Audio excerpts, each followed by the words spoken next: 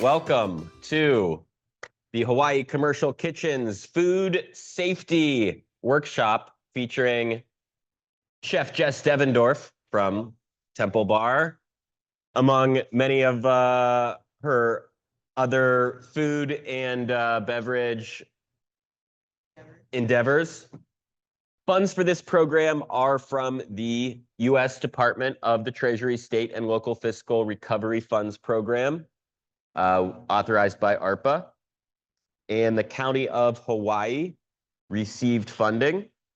And through the Food Security and Agriculture Initiatives Program, RFP, we received funding to put on these workshops, as well as provide one-on-one coaching to any food-related business on the island that's been in operation since COVID. So my turn.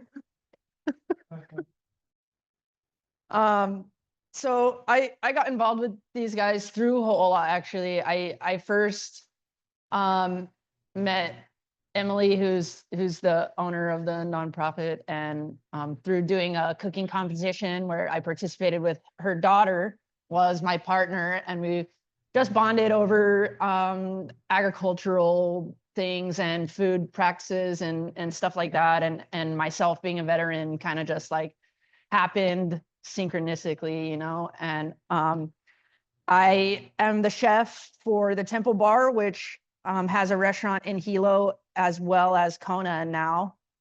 And then I work with the Hawaii Master Food Preservers, teaching preservation classes as well. So food safety is a big part of what I do all around.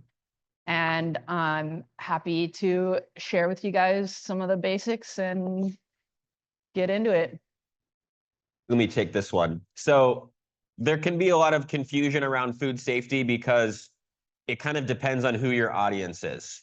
So today we're going to be talking about food safety for the purposes of commercial kitchens. So if you're in a commercial kitchen, the bottom kind of baseline food safety standard you need to meet is a food handler certification.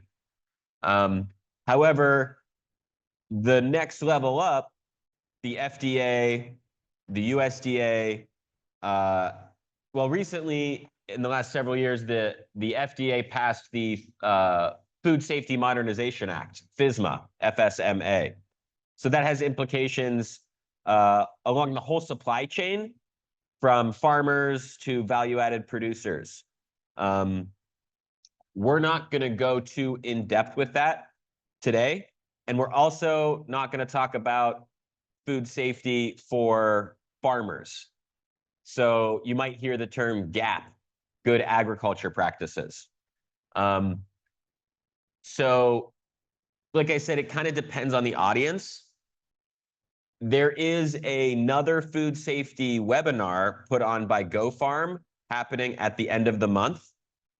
And that's specifically geared for farmers. So they'll be talking more about that side of food safety. So it is also free. It's 5:30 p.m. on Monday, March 31st, and you can register at gofarmhawaii.org. Also, if you're wondering, there are standards. So basically under FSMA, they're requiring all producers to meet certain expectations. However, you're exempt from those expectations if you make less than $25,000 a year in produce sales from your farm. So that's like a general exemption. There's also a higher level exemption, but I printed out some paperwork on it. If you guys are interested, it's over here. Let's get back to the good stuff. Take it away, Jess. We're going to get into what to do, how to handle food, how to serve it, how to prepare it. But it really comes down to just having a good understanding of hygiene and working in a clean area. And we can get more into the details. So this is saying clean, washing your hands, keeping your surface area clean, using sanitizing chemicals, letting things dry completely. Working in a clean space is going to be a major part of keeping your food safe. Separate, this mostly is referring to preventing cross-contamination. Cross-contamination is when one food that may not have a certain contaminant is introduced to another food that does have a contaminant. So that's cross-contamination. So the separation thing is keeping your meats and poultry separate from your ready-to-eat foods, using different cutting boards or storage areas to have designated zones for designated foods. Cooking, so a lot of bacterias, you know, they need a specific environment to thrive, and cooking temperatures or cooling temperatures is an easy way that we kind of designate the safe zone for food to live in, whether you're heating it up to a certain point or cooling it down to a certain point and storing it at these specific temperatures. Will prevent the growth of bacteria and microorganisms. Chilling, same thing, what we just talked about. So food contamination can happen in a physical form, a chemical form, biological, or cross-contamination. Physical contamination refers to anything like fingernails, staples, rubber bands around the herbs, just Band-Aids or things, physical things that may end up in food if you're not conscious of taking your safe practices. So something the health department always encourages is like having good hair restraints or hair nets, wearing your proper uniform, covering bandages, covering open wounds and scabs, you know, having trimmed, clean fingernails, having the non-slip shoes to help prevent, you know, slipping and knocking things. All of these things are getting into preventing physical contamination in your food. The chemical contamination comes from cleaning products or food treatment products, or like even like if you're working in an area with an open window or open door, the things can come into the air. So when we're talking about chemical contamination, a lot of it is like creating a safe environment, right? Having a designated area where you store your cleaning products, having sealed doors and windows, clean surfaces, sanitized surfaces, and washing your food properly. And like equipment, even like leaking, like oils leaking from the equipment that you're using and stuff like that. This would all be an example of chemical contamination. What about food additive used improperly? Like too much salt? That wouldn't be like I think maybe food additives is like too much preservative could be harmful. And biological is referring to the presence of microorganisms, which can be bacteria, parasites, virus, funguses. Not a fun time. This is probably one of the ones that bring on the least desirable conditions if you experience biologically contaminated food. A lot of it is going to refer to diseases that cause diarrhea, vomiting, cramping, all kinds of more severe symptoms. So this can also come from coughing, sneezing, pests, roaches, flies, rodents, fecalates.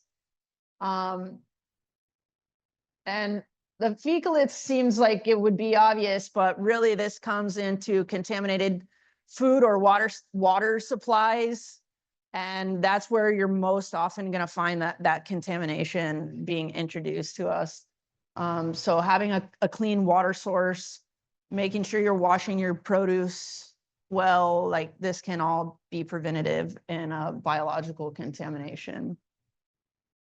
Yeah, I just want to add that the root cause of the foodborne illness, right, is those bacteria. But those bacteria come from somewhere, right?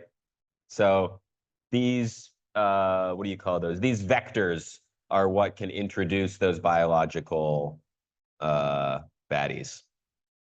And then cross-contamination is something we spoke a little bit on, but raw meat juice dripping onto ready-to-eat foods. So obviously a raw meat product is not ready to eat because it needs to be brought to a certain temperature before it's ready to be served.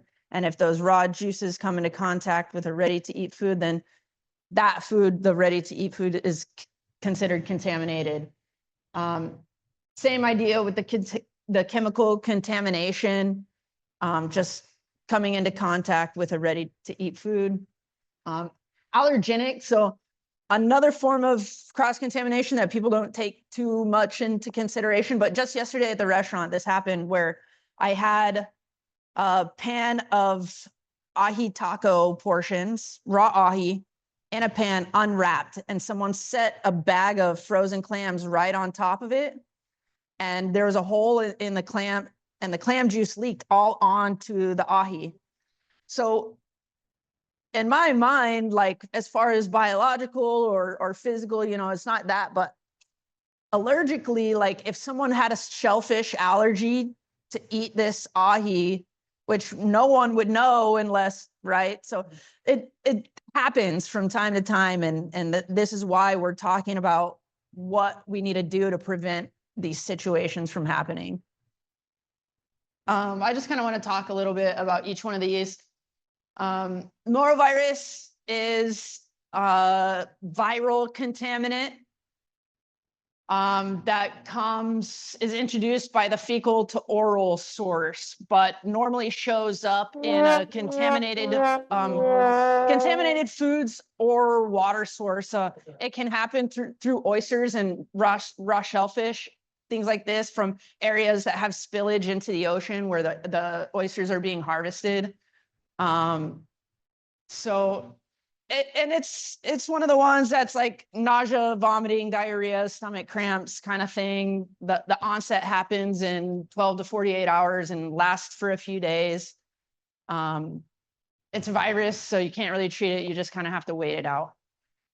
Salmonella is typically introduced by eating raw or undercooked poultry, eggs, and same sort of thing. It's like pretty quick onset within a few days of eating the contaminated foods. It can be prevented through cooking to a specific temperature, 165 degrees Fahrenheit. So that's why we really take caution with chicken and poultry products being cooked to a specific temperature. It originally starts in the way the chickens are being raised. So using a reputable source, the chicken will help. There's no way to be 100% sure that they're not going to be exposed to salmonella, but the cleaner the chicken, the cleaner the raising process, the less chance there is of contracting salmonella.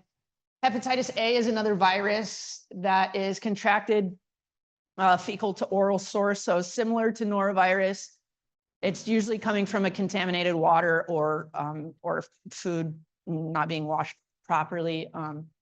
There is a vaccine available to help prevent hepatitis A. But similar conditions: fatigue, nausea, cramps, fever. Botulism, or Botox, is actually a toxin that is produced by the Clostridium botulinum bacteria. So Clostridium botulinum is the bacteria that when allowed to can create a toxin, and botulism is coming from the toxin that the bacteria creates. And this bacteria is an anaerobic bacteria, meaning that it can live in an area where no oxygen is present. And that's why canned goods are often a source that we know botulism can come from. Yeah, it can be fatal. So it's important to seek immediate treatment. There's an antitoxin injection that you would receive if you were exposed to it. But it can cause like weakness, dizziness, trouble swallowing, speaking, like facial numbness, even paralysis. And Ciguatera is coming from like a microorganism that grows on coral reefs. So small fish eat the microorganism and become contaminated, and then bigger fish eat the small fish. And as that food chain goes up, the concentration of that toxin gets more concentrated. So the larger fish in the areas of contamination are the most dangerous. And then rat lungworm is a parasite. It's a roundworm that causes, I'm going to get this word right, angiostrongylisis, which is attacking the brain and spinal cord. No fun at all. It's transmitted through slugs and snails and frogs and freshwater prawns even. Some of the prevention methods are really taking care to wash your ready-to-eat food so that the slug trails and things are not present. Cooking to a temperature of 165 degrees or freezing for 24 to 48 hours can also help get rid of the parasite. At 0 or less. And then one other thing I want to add is that it's important to recognize with all of these virus and bacteria, the amount that you consume matters. So the reason we have all of these food safety protocols, and especially the temperature controls in place, is because it controls the level at which the bacteria reproduce. If you just eat, a single salmonella, you're gonna be fine, right? If you eat just a single rat lung parasite, you're gonna be fine. If you eat a whole slug, which has millions of them, you're not gonna be fine. So it's important to recognize that that this is a spectrum. That also, and there's another spectrum that comes into play, which is, there's an acronym PIES: pregnant women, infants, elderly, and immunosuppressed. These are all people that are more susceptible and may need less of an exposure to be feeling symptoms of bacterial or viral infection like that. We're going to keep moving forward. The only tried and true way to be sure is fully cooking your food. So moving forward, everything that we're talking about here and the specific rules and regulations that you need to follow here in Hawaii is all outlined in the Hawaii Revised Code 1150, Chapter 50. That's the food code. And who was it? Maddie. That's the change that's happening. They're making a change in the Chapter 50 food code. Hopefully it gets signed. And they're changing the definition of what homemade food is and what you can do with homemade food. Yeah, Fat Tom. for some reason or other, this is one of my favorite subjects to talk about when it comes to food safety. And I think specifically because I'm super into food preservation. And what we do in food preservation is basically anti-fat tom. Fat tom, I'll go through real quick. F is food. So the type of food, bacteria requires proteins and carbohydrates to feed off of. And so meats and grains, things like this that can are more susceptible to bacterial growth. Acidity, this is like, there's a certain pH where bacteria kind of thrive, and it's, you know, slightly acidic to neutral is where they're gonna want to be at. Temperatures, there's also a specific temperature range where the bacterial growth will thrive. So, you know, knowing those ranges and depending on the food, knowing how to get it outside of that range. Time, the amount of time it takes for bacteria to grow into a high enough concentration that it can cause symptoms. And then oxygen, obviously some bacteria need the oxygen, some do not. But we can go more into that in a moment. Moisture is the presence of water. So they're gonna need moisture to thrive. And what we do in food preservation is take all of these things into consideration and do what we can to remove the environment in which bacteria can thrive, whether it's dehydration, removing the moisture, canning, removing the oxygen, or reaching a certain temperature. You know, all the processes that have been approved by the health department are all guidelines set that help keep these things in line for prevention of bacterial growth. Food. So we'll just go through each one a little bit and kind of discuss the foods that may be at risk here. So meats, cheeses, dairies, and cooked grains, these are all going to contain proteins and carbohydrates, which the bacteria really love. And so, you know, if you're starting with this at a room temperature for this amount of time, like there's a high risk involved for bacterial growth. Acidity, like I said before, the pH, the specific pH is 4.6 to 7.5, and that's slightly acidic to a neutral pH is where the bacterial growth is most likely going to happen.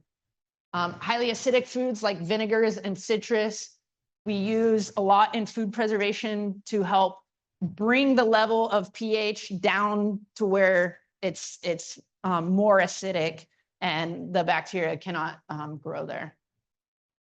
Yeah, so in the state of Hawaii, when you're preserving food, the pH necessary, like as we're making pickles, we test our pH before it goes into the canner, and it needs to be at 4.2 or below for it to be considered an acidic product. And yeah, you guys used pH strips before? Beautiful. Yeah, and I'll just add that 4.2 exists in Hawaii, right? 4.6 is kind of the general standard. 4.2 is the Hawaii standard because our environment, our nice warm environment, and our nice wet environment is more prone to bacterial reproduction. Oh, yes. Her question was, if the pH is at 4.2, how long can it stay in the can? And the answer is, this is considered a shelf-stable product because it has been in a water bath, which creates a vacuum. So whatever went into this jar is now the only thing that's in this jar. And that is considered a shelf-stable product for about a year. But in my experience, it goes longer than that. It's like the suggested date is a year out. And beyond that year, it's kind of at your own risk. Something like a pickles, you're pretty safe that it's going to go a little bit longer than that. The vacuum happens through a water bath process. It's displacement. Yeah. So you put the pickles and the vinegar brine in the jar. Everything's been sanitized and clean. Close the jar, goes into a water bath for a certain amount of time, and then cools at room temperature. And that heat displacement creates the vacuum inside the jar. And then I will also just add something that matters for your shelf life is temperature and sunlight. So if these are stored in fluctuating temperatures in full light, your shelf life is going to go down exponentially. If they're stored in a cool, dark place or in a packaging that doesn't let in light, then your shelf life will be longer. Time. So health department has created this temperature danger zone. It is 41 to 135, and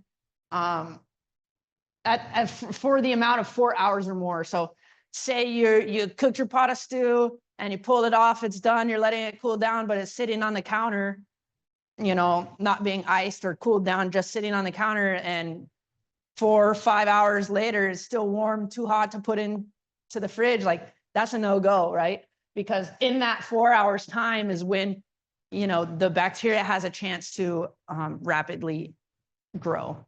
So there's certain practices in place as far as like reheating and cooling products at an expedited rate in order to prevent this exposure to the 4 hours at the temperature danger zone. What if you catch yourself and you're like, oh, shoot, it's 4 hours, right? Can you reheat it to 165 and kill the bacteria? Or is that like that's It's a not throwaway? suggested, That's a throwaway. you know, and I would say in a professional commercial kitchen sense, like, no, that's frowned upon. But for your own home use, if you're, you know, willing to think that in that 4 hours time, you were fine and you just want to reheat it, you know, that's kind of up to you for your own consumption, but I wouldn't do that in a professional setting, no. Oxygen, so kind of what I spoke on earlier, there's two different types of bacteria, and aerobic and anaerobic. The aerobic bacteria need oxygen to survive. Anaerobic can survive in vacuum sealed goods. Clostridium botulinum is an example of the anaerobic bacteria that can live inside a can or something like that. And so when it comes to canned goods like this, there's a difference between water bath canning and high pressure canning. And in order to prevent the botulism toxin, the internal temp actually has to be brought up to 240 degrees, which you're only going to reach in a high pressure canner. So low acid foods like just regular green beans or chicken need to be canned in a high pressure canner in order to prevent the botulism.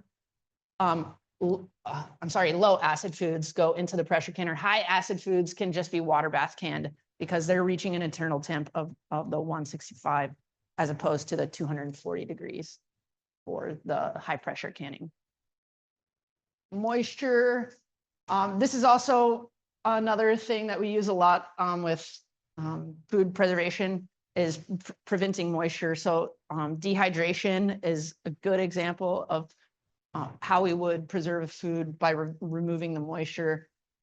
And there's like certain fancy tools that we can use to test the moisture. Like if your product, if you're interested in having a value-added product that's a dehydrated product, there's testing that can happen to tell you the available water in the product and make sure you have dehydrated it to the correct state of dehydration for it to be safe. Foods with a high water activity, which is above 0.85, like fresh meat and dairy, are more prone to spoilage. So when it comes to a dehydrated product, the level that we're trying to reach is under the 0.85.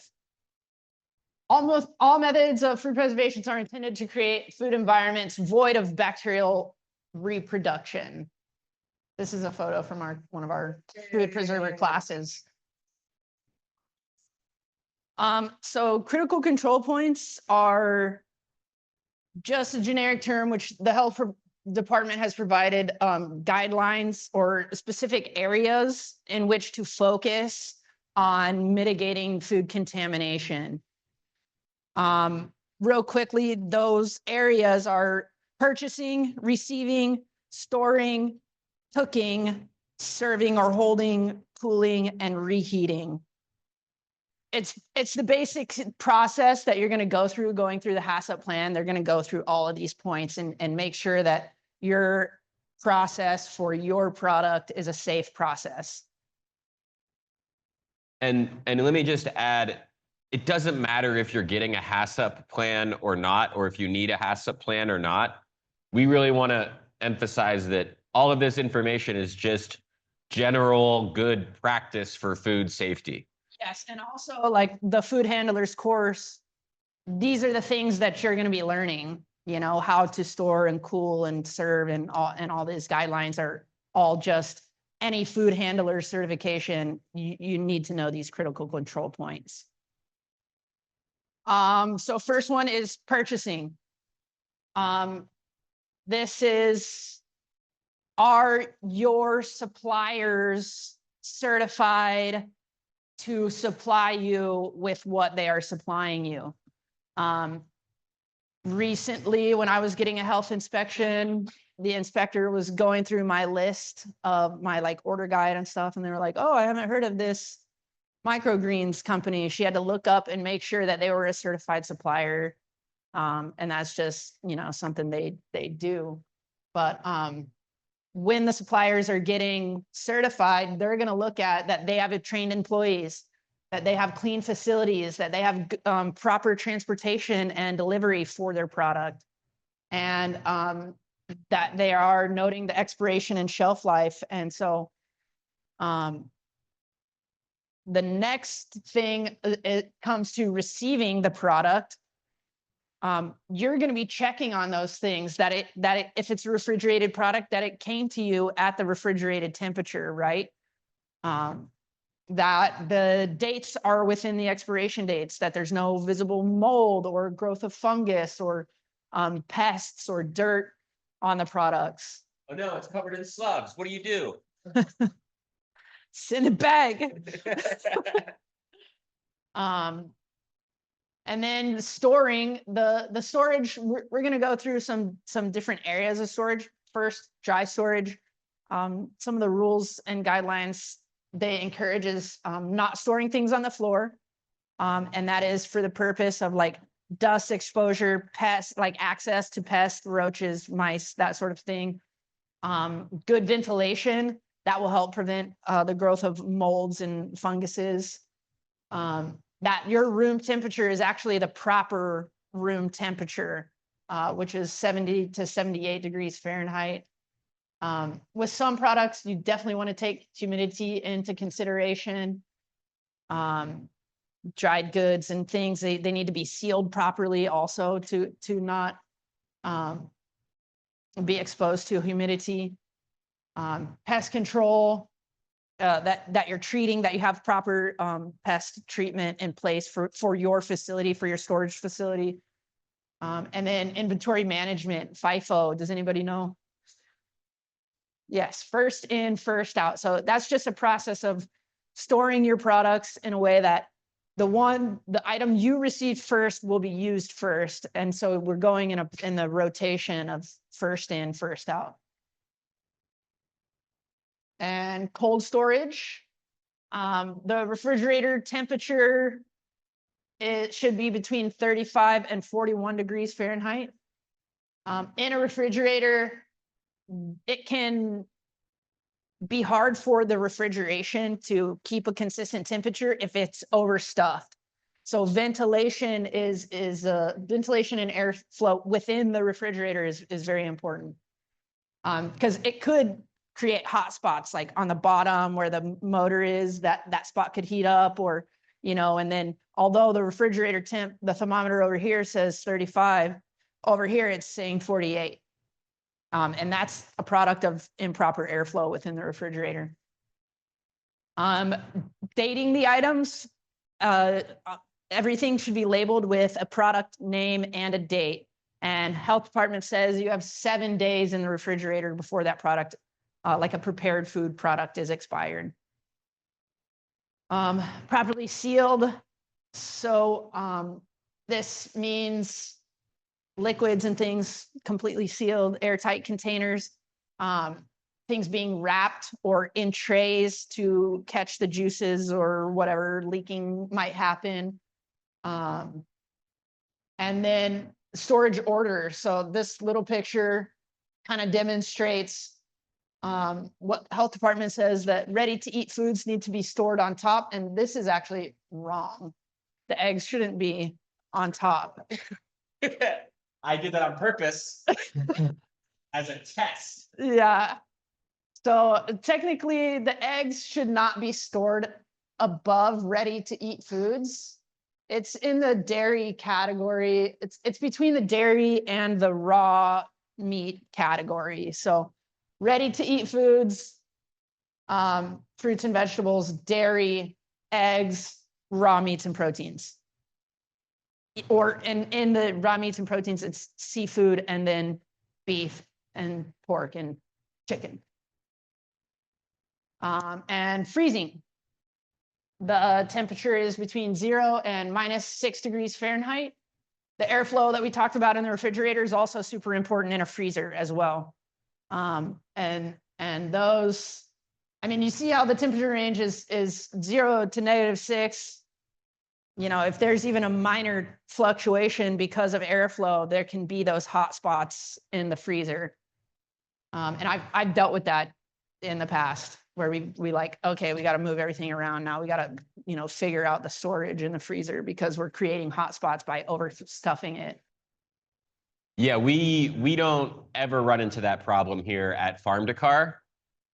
All of our freezers run perfectly. They are all packed very well. It's never like we just put boxes and boxes stacked to the brim. And that causes the freezer to work harder and break sooner as well.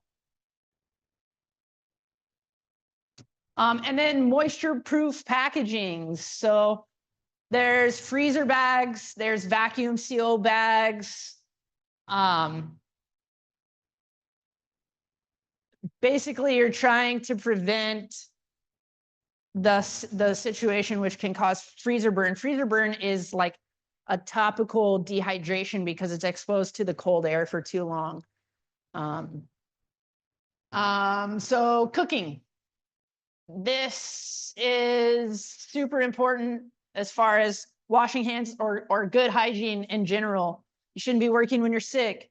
You should have your hair pulled back, all these things that we kind of discussed. Like in the cooking process, you need to be prepared to prevent contamination by having a clean body and a clean surface. Your equipment is clean and sanitized. The size and thickness of food determines a lot on the regulations of how it needs to be cooked. But basically, we're speaking to internal temperatures, reaching a specific temperature, and digital thermometers are super helpful for that. We can see monitoring your equipment. So calibrating your thermometers, making sure that your thermometers are reading an accurate temperature. Monitoring your equipment as far as your ovens and, you know, things. Your critical control point can be going back to those physical, biological, blah, blah, blah.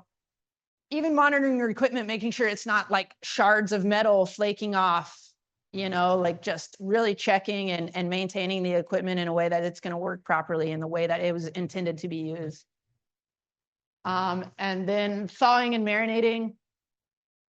There are specific guidelines on how to thaw and marinate. And health department says you can't just thaw things on the counter. There's certain things you can. Bread is one of them. I think that's it really. But thawing should happen in a sink under cold running water. And that speeds up the thawing process so that it's not sitting out in the temperature danger zone for longer than 4 hours. And marinating also is something that needs to be done in the refrigerator. It shouldn't be sitting out at room temp. Well, quick question. I've been seeing a lot of videos on TikTok about how to cook a steak properly, and you're supposed to leave it out at room temperature, raw. What's up with that? Is that safe? Depending on how long you leave it at room temperature. But a steak, 1 inch thick, this big around, is going to come to room temperature in about 15 minutes. So yes, that is safe. And the purpose for that is that you're going to, one, it's being able to air dry a little bit. So the sear on the steak itself is going to be better because the moisture is able to get off of the surface area. But then it's like a more even cooking process when the steak is at room temp, because you're not going from cold to hot, right? You're going to get a better temperature penetration into the center of the meat. Yeah, that's what they say. Right. Cross-contamination. So in the kitchen, we often use the color-coded cutting boards.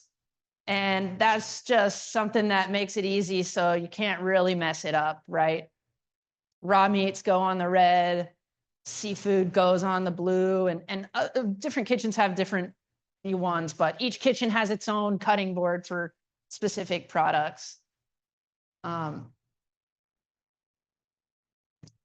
So as far as cross-contamination, the hands, the equipment, the utensils, like this is all stuff, the monitoring hygiene of your employees, monitoring the cleanliness of the space, setting your space up for the day, really cleaning, sanitizing, going through the process of your space, your surface, your work surface, your equipment, and your utensils. Working not sick is super crucial. I know everybody's trying to make that dollar, but when you're sick, you're just putting other people at risk. And that's the one thing that I have to constantly remind people is it's not about you. It's about everybody else, right? And having exposed wounds or working when you're sick is, putting other people at risk. Then inspecting your food for any foreign objects. This can be the rubber bands from your herb bunches that got into the soup, and just, keeping your eyes peeled for little things along the way, and paying attention at every step of your process can help prevent the cross-contamination. The one thing I want to add about foreign objects in food is you also want to be mindful of foreign objects that are intentionally placed in the food. The example I had on the slide at first was the wedding ring and the glass of champagne, right? Or the little baby. Yeah, the little babies in the cake. And then the one that's really scary is the, and this is less of a bacteria thing, but like the toothpicks in club sandwiches. Oh, the splintering. Oh, yeah, and sometimes the toothpicks can splinter. Yeah. Don't do that. Yeah.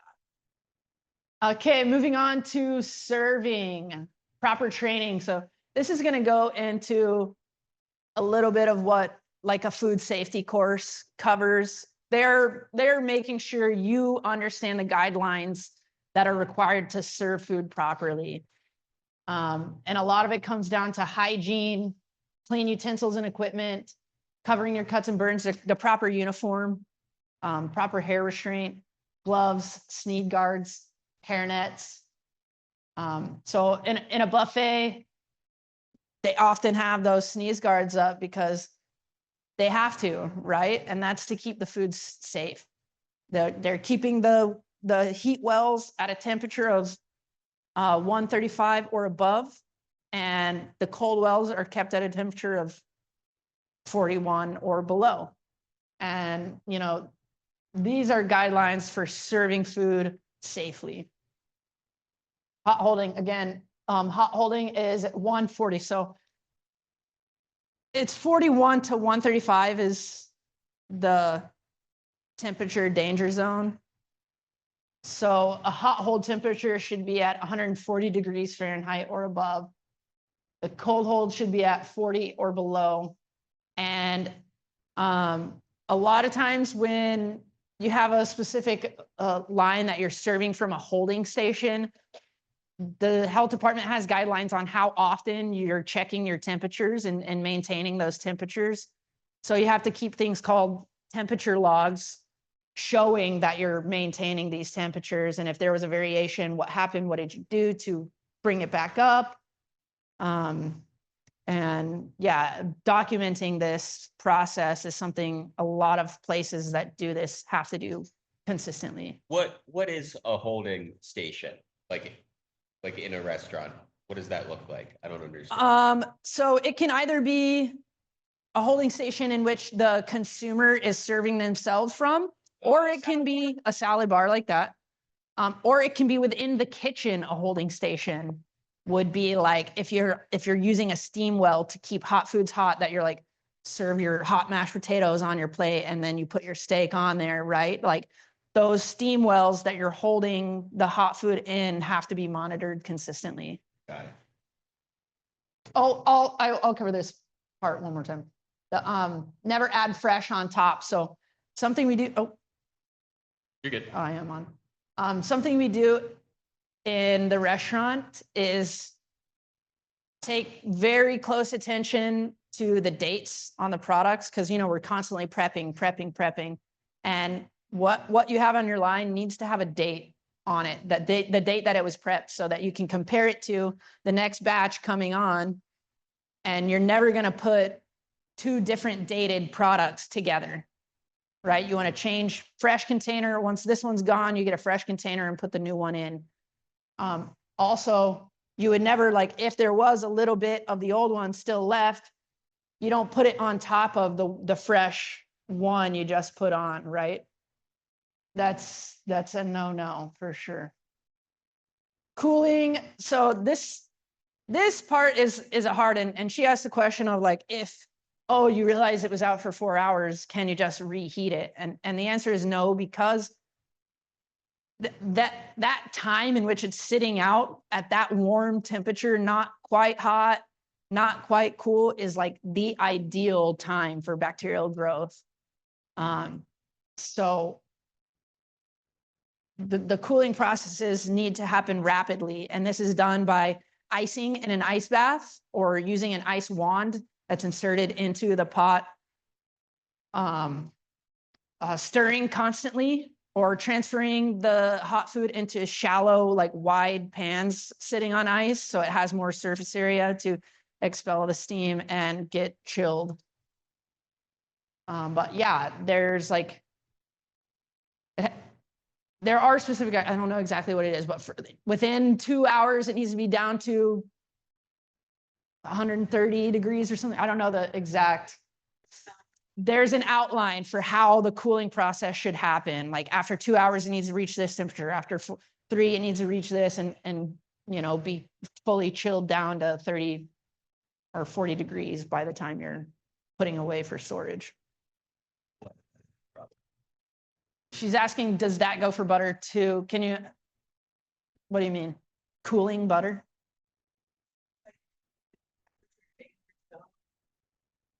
Does the temperature danger zone apply to butter? Yes and no.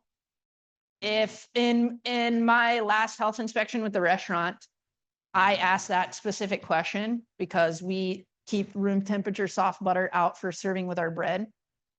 And health department requires you to write your process on a paper that's posted on the wall for everyone to see, stating that That butter can only sit on the counter for 4 hours, and then it needs to go back into the refrigerator.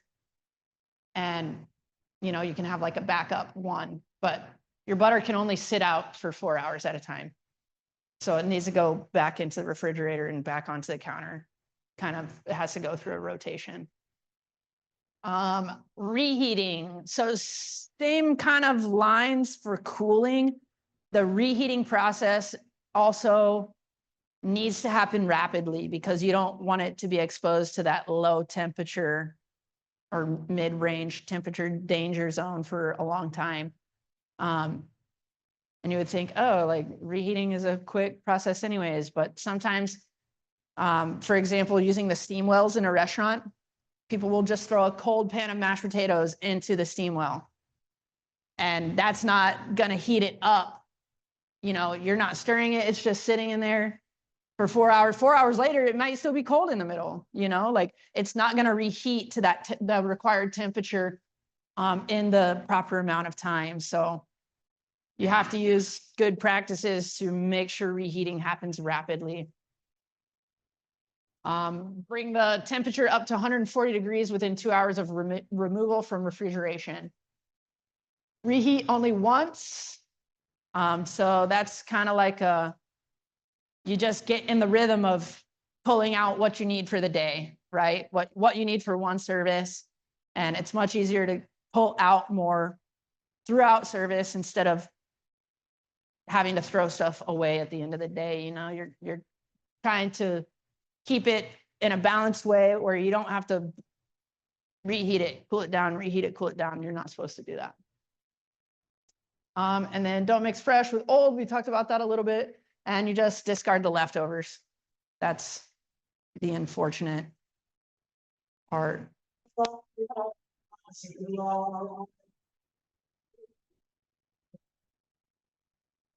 That's it. That's the food safety overview, ladies and gentlemen. I can touch on this part, yeah? So if you would like to obtain your food handler certification, we really just covered the majority of the material that is on the food handlers certification exam. You can sign up for a food handler certification class with the Hawaii State Department of Health. This is a screenshot from their website, which is, again, the DOH website. And these classes are all free, but you do have to sign up in advance. As you can see, these ones were all sold out. So the next available one was April 4th. But they have them almost every week. So if you are able to attend one of these ones, and again, these are online, so you don't have to do it in person. Yeah, and then you can also just, you don't have to get your food handler certification from the Hawaii Department of Health. You can just, there's plenty of websites that you can go to. You want to make sure that it's ANSI certified, that's ANSI. And for like $8, you can sign up. They give you the material, you go through it. Takes about an hour or half an hour to an hour, and then you take the exam and you get your food handler certification, and those are good for 3 years. So this is, again, like the basic level of certification for safely handling food. Sorry? Any sales of food. Yeah, it's a requirement if you're going to be using the Hilo Food Hub. It's not necessarily a requirement if you are doing fresh produce, right? No, there has to be one. Right, Suggested. there has to be one. There has to be one. Yeah, so at Temple, for example, if Jess has an army of 12 chefs and sous chefs, as long as Jess is in the kitchen with Jess's food handler certification, the other 11 people don't have to have one. Not recommended. Right. There always has to be at least one person in the kitchen with the food handler's card. Okay, and our next workshop, which will be available for registration, let's say tomorrow on the website hawaiicommercialkitchens.com, is going to be on supply chain management, featuring Kat Zaragoza Dodge from the Locavore store. You guys know the Locavore store? Yeah, they're amazing. So Kat's going to join us next month to talk about supply chain management and you know, what makes a good produce vendor or value-added product vendor from all of her experience creating and managing a local retail location here in Hawaii. And that's going to be Thursday, April 17th. Same bad time, same bad channel. Yep, yeah. All of these workshops will continue to be in person and virtual via Zoom. And then this workshop will be, we're going to edit the Zoom recording and it'll be posted on the website so you guys can watch it if you want to hear the sound effect again.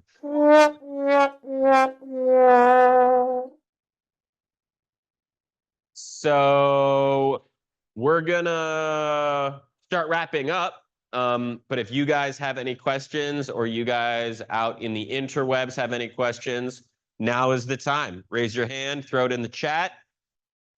And let's talk food safety. Maybe we should open this chicken. I'm going to open this chicken. This is the time. Yeah, it's one day before the year is up. Unless somebody asks, oh, we have a question? We have a question. Okay. All right. All right. This is regarding air conditioning units. When you were talking about contaminants, what is best practices for mitigating black mold in air conditioning units in Hawaii? No.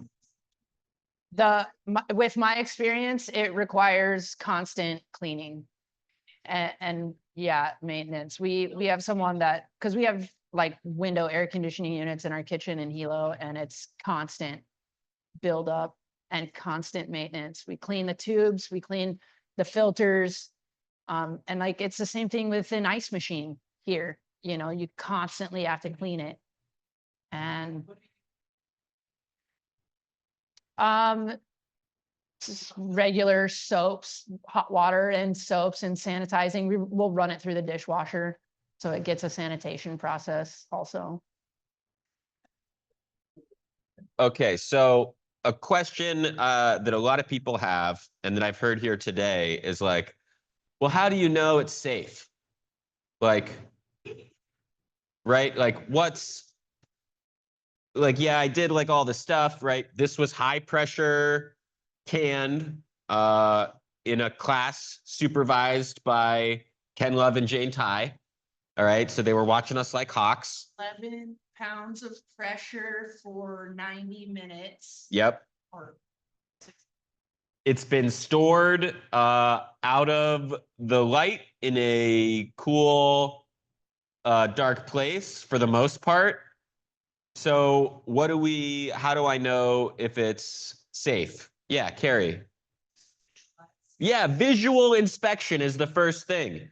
Now, yeah, does anyone know what does botulism look like? It's white, correct? it's like a white lady. It looks.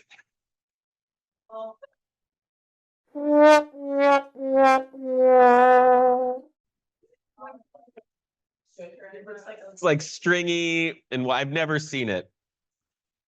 I'm pretty sure there's none in here. Yeah, if the seal is popped, that's no bueno. So this seal is intact, right? And the seal I'm talking about, if you're not familiar with the, classic ball jars, there's a seal here. Once it's popped, you can like push it down and it'll pop back up. This is nicely sealed. And then, so we got visual inspection, we got the seal. You can't hear? You listen, what am I listening for? Oh, a vacuum release. Bubbling, maybe the streams of microorganisms. And then the next thing obviously is going to be smell. Is this going to smell delicious? Well, the vacuum release.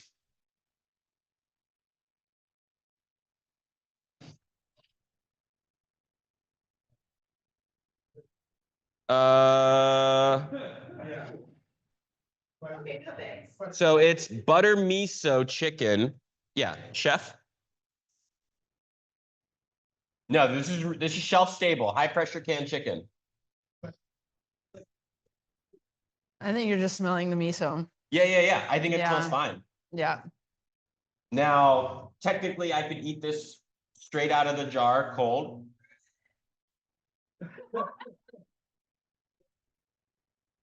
Mitch, zoom in on this. Can we get a zoom?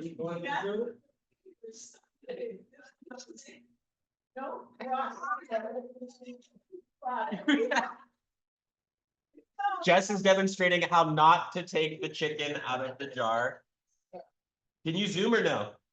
Oh, am I on the wrong camera? She's good. Oh, look at that. Eric, we're gonna get right there. Yeah. So, Wait for 48 hours. right, we'll report back on if anything happened to us. But if you guys are interested in what it takes to make chicken, or we also do ahi in other master food preserver classes. If you're interested in these processes, hawaiimasterfoodpreservers.com.org. We will be doing a Hawaii Master Food Preservers class later this year in Hilo. This is the first time that it is being announced publicly.